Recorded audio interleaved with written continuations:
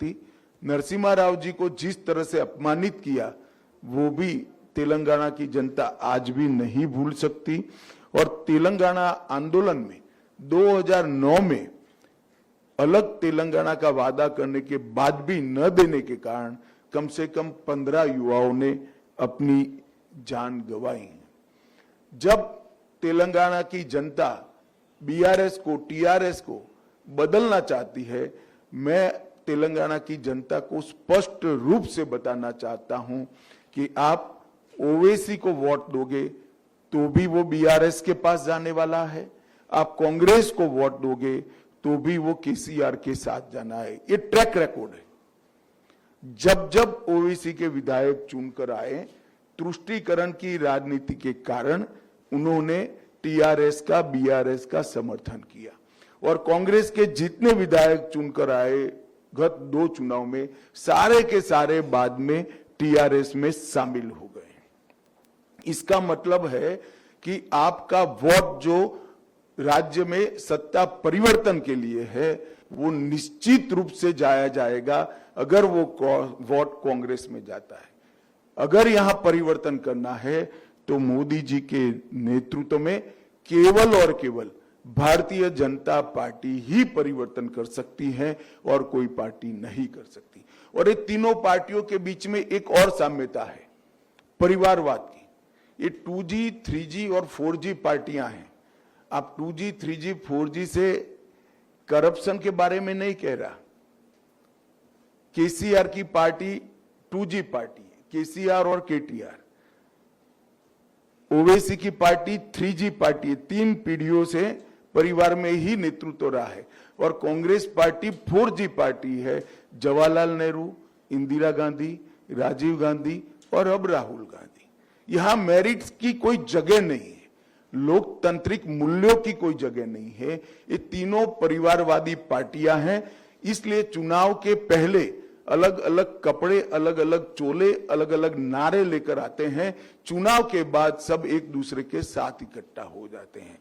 तो केसीआर को बदलने के लिए वोट चाहे ओवैसी की पार्टी को दीजिए, चाहे कांग्रेस को पार्टी को दीजिए, वो जाना अंततोगत्वा केसीआर की पार्टी में है।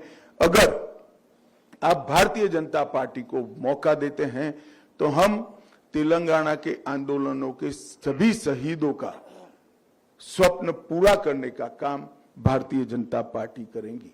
विगत 9 साल में मोदी जी ने तेलंगाना के विकास के लिए ढेर सारे काम किए हैं।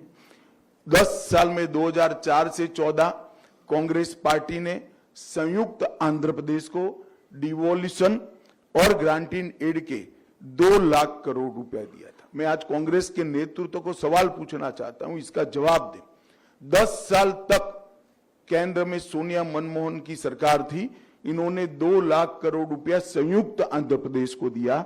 हमने 9 साल के अंदर अलग तेलंगाना को 2.5 लाख करोड़ रुपया दिया है। इसका मतलब लगभग 3.5 गुना पैसा भारतीय जनता पार्टी ने प्रोरेटा तेलंगाना को दिया है, ग्रांट इन एड और डिवैल्यूएशन के। इसके अलावे 2.5 लाख करोड़ रुपया अलग अलग योजनाओं में दिया है। राष्ट्रीय राजमार्ग का निर्माण हो, 9 वर्ष में लगभग डबल किया है हमने। इसके साथ railways, Vande Bharat express train 1 शुरू हो चुकी है, 3 शुरू होने जा रही है। 1200 करोड़ से ज्यादा हैदराबाद मेट्रो के लिए दिया है। 8000 करोड़ से ज्यादा हैदराबाद और बेगमपेट हवाई अड्डे के विकास के लिए दिया है। और मोदी जी ने अभी अभी 900 करोड़ रुपया समक्का सरक्का सेंट्रल ट्राइबल यूनिवर्सिटी के लिए दिया और हल्दी के किसानों के लिए एक वैल्यू चेन एस्टैब्लिश करने के लिए, एक्सपोर्ट तक की वैल्यू चेन एस्टैब्लिश करने के लिए हमने नेशनल टर्मरिक बोर्ड को स्थापना करने का घोषणा किया है। हमारे संकल्प पत्र में हमने ये भी कहा है कि तेलंगाना की भारतीय जनता पार्टी 100 करोड़ रुपया खर्च कर टर्मरिक की मेडिसिनल वैल्यू को रिसर्च करने के लिए एक रिसर्च सेंटर बनाएगी, जिससे टर्मरिक का पूरे दुनिया में उपयोग में बढ़ावा हो सके। इसके साथ साथ भारतीय जनता पार्टी ने 2 महत्वपूर्ण निर्णय लिए हैं। माड़ीगा समाज को जो वर्षों से अन्याय हो रहा है, तो हमने तय किया है कि एससी रिजर्वेशन में माड़ीगा समाज को हम वर्टिकल क्वोटा देकर उनको प्रोरेटा सीटें मिले, उस दिशा में हम आगे बढ़ेंगे। और इसके साथ साथ हमने तय किया है कि केसीआर ने भले वादा खिलाफी की कि दलित मुख्यमंत्री बनाने का वादा 2014 में किया था, खुद ही बन गए, अब बेटे को बनाना चाहते हैं, मगर भारतीय जनता पार्टी ने तय किया है कि हमारी सरकार बनने के बाद हम बैकवर्ड क्लास से मुख्यमंत्री बनाएंगे। ये वादा हमने तेलंगाना की जनता को किया है और इतनी बड़ी संख्या में जो बैकवर्ड क्लास है उनको हम न्याय दिलाने का काम करेंगे। अंत में मैं आप सभी के माध्यम से तेलंगाना की जनता को, तेलंगाना के सभी सूज्ञ मतदाताओं को करबद्ध निवेदन करना चाहता हूं कि आप भारतीय जनता पार्टी को मौका दीजिए। आपने कांग्रेस को मौका दिया, वो टीआरएस में शामिल हो गए।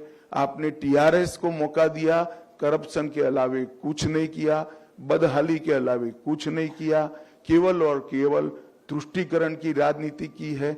अब भारतीय जनता पार्टी को मौका दीजिए। मोदी जी के नेतृत्व में हम डबल इंजन सरकार बनाकर तेलंगाना की रचना के लिए जिन युवाओं ने अपना बलिदान दिया है, उनके स्वप्नों को पूरा करने का काम करेंगे।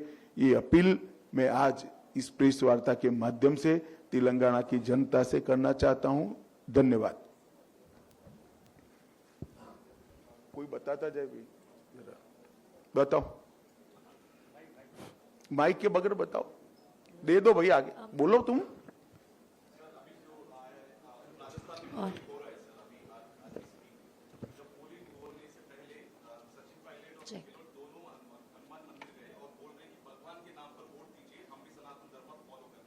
चलो अच्छी बात है, बहुत लेट ज्ञान आए।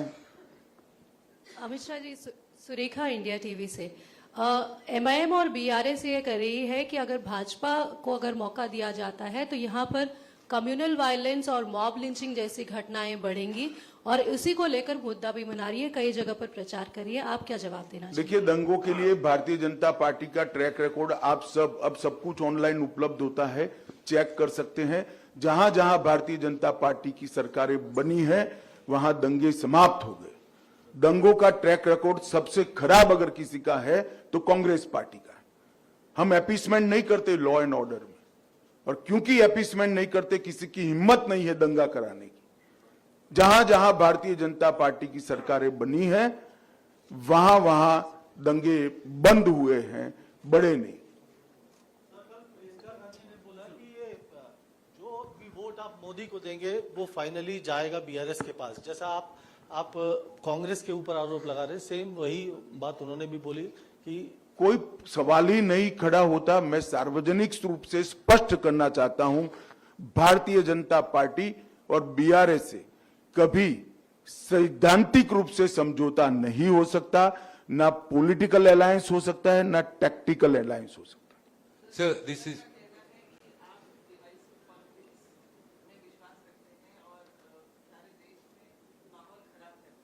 देखिए, कोरा आरोप लगाना ठीक है। क्या मुस्लिम रिजर्वेशन देना ये विभाजनकारी पॉलिसी नहीं है? क्या तेलंगाना विमोचन दिन नहीं मनाना, हैदराबाद विमोचन दिन नहीं मनाना, वो किसके डर से नहीं बनाते हैं? हमारा एक तो उदाहरण दीजिए, क्या विभाजनकारी पॉलिसी है हमारी? तेलंगाना में बहुत भ्रष्टाचार करा अब बोल रहे हैं, अभी तक एक्शन नहीं ले रहे हैं। बीआरएस को प्रोटेक्ट बीजेपी कर रहे हैं, कांग्रेस प्रचार करके जा रहे हैं, कैसा देख रहे हैं? देखिए, जो जो भारत सरकार के डोमेन में है वो सारी जांच प्रक्रिया में है, मगर चुनाव के कैलेंडर के हिसाब से जांच नहीं चल सकती। मैं आपको स्पष्टता पूर्वक बताता हूं, भारतीय जनता पार्टी की तेलंगाना में सरकार बनने के बाद एक एक करप्शन की जांच होगी और रिस्पॉन्सिबल लोग जेल की सलाखों के पीछे जाएंगे। Sir, this is Paniharan from Hans India. You are talking about appeasement. There are reports that, Indian citizenship is being sold in the open market in West Bengal by offering voter cards and that kind of enrollment. What is your take on that?